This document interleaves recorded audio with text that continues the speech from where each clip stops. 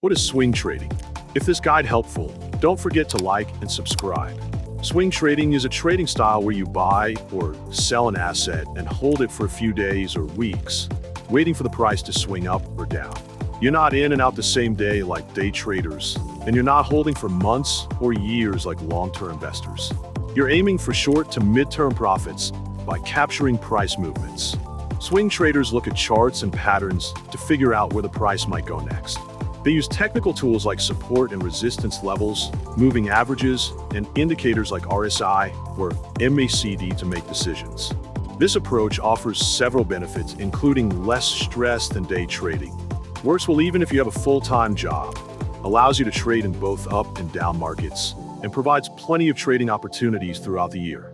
To succeed in swing trading, you need to know basic technical analysis, including reading charts, identifying trends, and using indicators, understand risk management, which means knowing how much to risk per trade, and have patience to wait for the right setup.